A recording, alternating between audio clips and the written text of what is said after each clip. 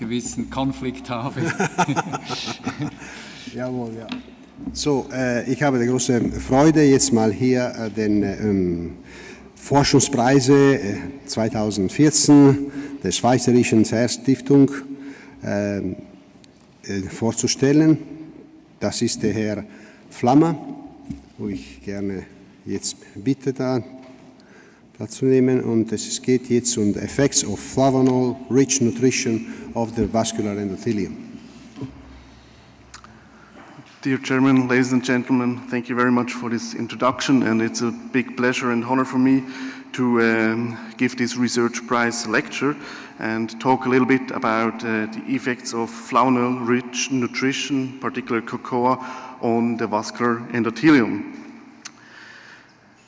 So I would like to begin with this slide, and it clearly shows that there's some epidemiological data that people who really eat a lot of chocolate may be protected from cardiovascular diseases, especially all-cause vascular diseases or stroke.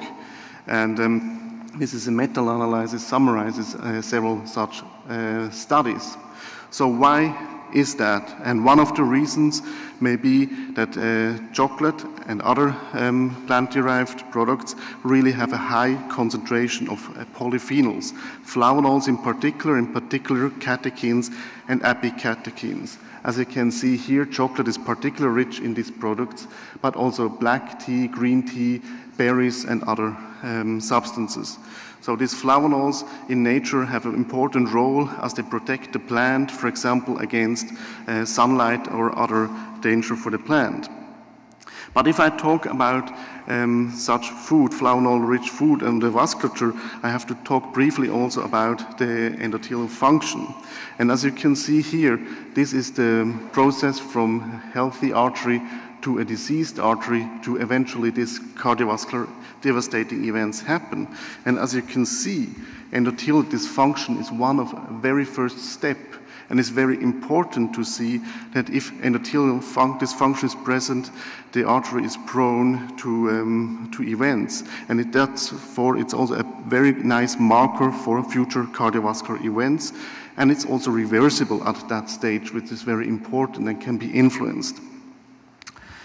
And as you can see here, I mean, the artery is not just a stiff vessel, of course, a stiff pipe. No, it is highly regulated by the endothelium here in blue.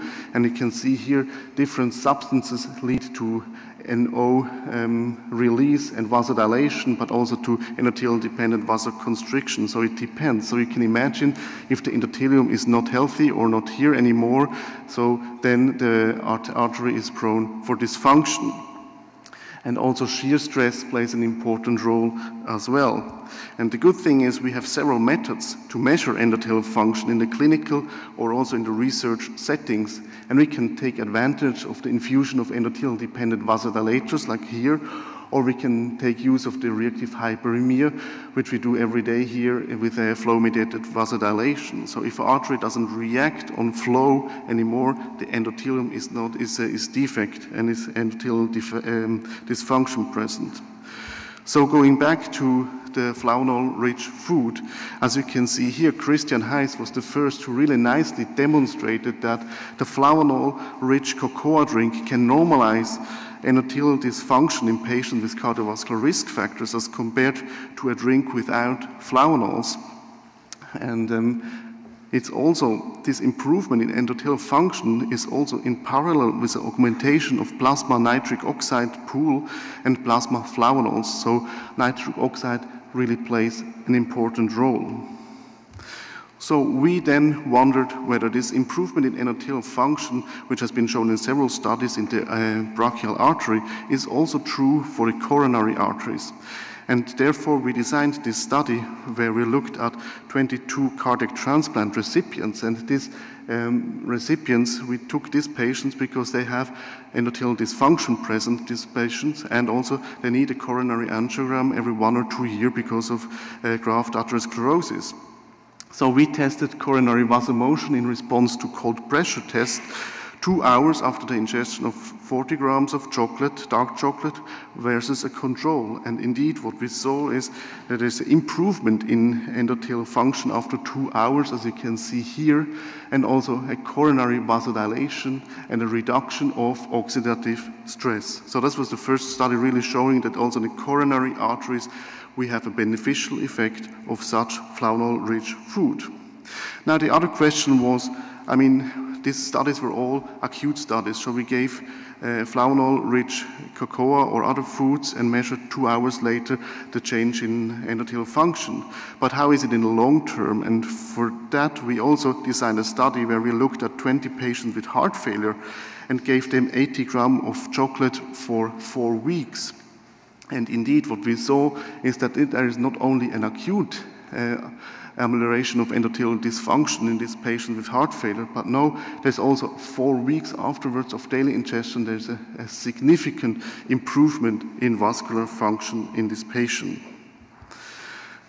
So if you talk about endothelial dysfunction and function, it's also a balance between damage and repair. And as you can see here, in the early beginning of the atherosclerotic process, I mean, if there is a damage in the endothelial progenitor cell may migrate there and also fix the endothelium somehow. But also in the later stage, you can see here that we have other cells, endothelial cells carrying other markers, and but these are unwanted cells which lead to pathological repair or even calcification. And also there we have, not we, but also again Christian Heiss have nicely shown that flavanol-rich cocoa drink can mobilize such EPCs in patients with coronary artery disease as compared to a flavanol-poor drink, as you can see here. On the other hand, we showed that a flavanol-rich cranberry juice, so cranberry juice, that was a study we did in the United States, that's why cranberry juice, because there's popular there, but cranberry juice reduces the fraction of EPC expressing osteocalcin, so there may be also a beneficial effect here, so reducing this kind of cells. Of course, this is very preliminary data, but still this may be one of the mechanisms. So in summary, we have several mechanisms, potential mechanisms on how flavanol-rich food can impact on endothelial function. We have induction of nitric oxide synthesis and nitric oxide, reduction of oxidative stress, and other mechanisms as well, which have been discussed in this review.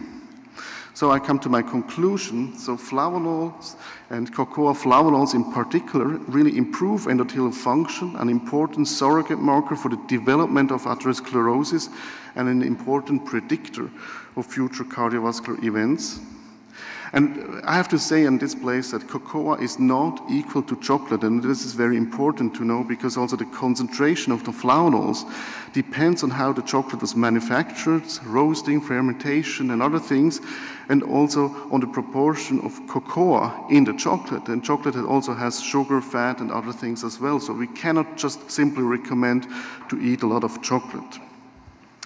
To prove that such intervention with flavanol-rich food on the endothelium may really have an impact later on heart clinical endpoint, of course we need larger randomized trials in the future. So I'm almost at the end, and now of course I would like to thank very much the Schweizerischen Herzstiftung, of course, but also of course such studies cannot be performed alone, and it needs a whole team, and in particular would like to thank Isabella Sudano and also the rest of the great team in Zürich, and of course also my American mentor Amir Lehrman, where the studies with cranberry and olive juice has been performed. And I would like to thank you very much for your attention. Well, great, thanks. We're well prepared for the next snack. Thank you.